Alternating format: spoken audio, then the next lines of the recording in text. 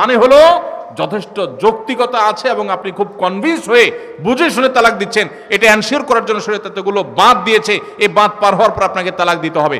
আমাদের দেশে হাজারের ভিতরে 999 জন মানুষ তালাক দেওয়ার সময় মুখ দিয়ে আসলো আর পট করে তালাক দিয়ে দিল।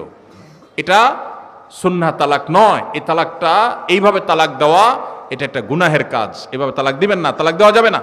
এই জন্য যুবক ভাইরা যারা বিবাহ করবেন ভবিষ্যতে, আপনারা জেনে রাখেন ঘরে ঘরে তালাক হচ্ছে। ঢাকায় যতগুলো বিবাহ রেকর্ড হয় আনুপাতিক হারে প্রায় পাল্লা দিয়ে ততগুলো বিবাহ বিচ্ছেদ হয়। ভয়ঙ্কর ভাবে তালাক বেড়ে চলেছে।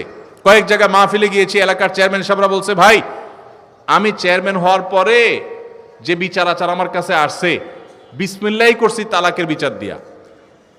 একজন বলছেন যে কয়েকদিনের ভিতরে 20-25টা তালাকের বিচার আসছে, আর যেগুলো আমার কাছে আসে সেগুলো তো আমাদের হিসাবের বাইরে। এই জন্য আপনাদের প্রতি উদাত্ত আহ্বান রাখতে চাই, আমাদের সংসারগুলো সব খান খান হয়ে যাচ্ছে। সবাই সংযমী হতে হবে, ধৈর্যশীল হতে হবে। as-sabru জাযাউহু আল জান্নাহ, সবরের বিনিময়ে আল্লাহ তাআলা জান্নাত দান করবেন। সবাই সবর করবেন তো ইনশাআল্লাহ। দাম্পত্য জীবনে আর যা হোক খবরদার কখনো মাথা গরম করে তালাক দিবেন।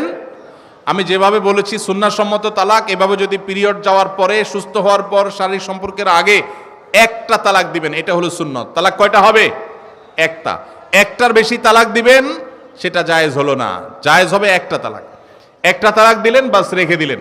2 মাস 3 মাস পার হয়ে গেল, অটোমেটিক সম্পর্ক ছিন্ন হয়ে গেলে দুজন দুদিকে যেতে পারেন, আলাদা বিয়ে হতে পারে। আবার বহুকাল পরে চাইলে নিজেরা শুধু বিবাহ পড়িয়ে আগদ করে আবার একত্র হয়ে যেতে পারবেন। আর যদি আপনি একটা দিয়েছেন, আবার আরেকটা দিয়েছেন, 6 মাস পর আরেকটা দিয়েছেন, দিয়ে 3টা শেষ করে ফেলছেন, তাহলে আর কখনো বিবাহ যদি মক্কার ইমাম সাহেব এসেও পড়ায় তারপর আর একসাথে থাকতে পারবেন না। আল্লাহ তাআলা আমাদেরকে এই বিবাহ বন্ধন এবং তালাকের ক্ষেত্রে শরিয়াকে মেনে চলার তৌফিক দান করুন।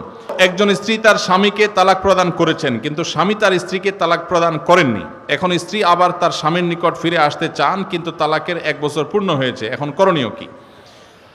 প্রথম কথা হলো, তালাকের কোনো উত্তর এইভাবে আমরা কোনো সংক্ষিপ্ত প্রশ্নোত্তরের সেশনে বা কোনো মিডিয়াতে, টেলিভিশনে আমরা দেই না। কারণ তালাকের প্রশ্নের উত্তর নিতে হলে ডিটেইল সব লিখে তারপরে তার উত্তর নিতে হয়।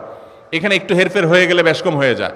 এই আব্দুল্লাহ জাহাঙ্গীর রহমানুল্লাহর প্রতিষ্ঠিত আসুন্নাহ ট্রাস্টের এখানে আলহামদুলিল্লাহ দাওয়া বিভাগ রয়েছে, গবেষণা বিভাগ রয়েছে। এখানে ওলামা একরাম, মুফতি সাহেবরা আছেন, বড় বড় দেশসেরা ওলামা একরাম আছেন। সে সমস্ত ওলামা একরামের কাছে আপনাদের যাদের তালাকের প্রশ্ন আছে বিস্তারিত লিখে প্রশ্ন জমা দিবেন, তারপর উত্তর নেবেন।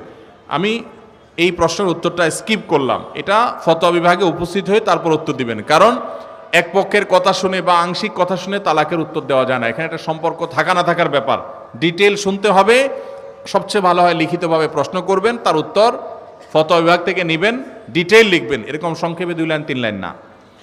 কি বলেছে, কি না বলেছে, কিভাবে দেওয়া হয়েছে।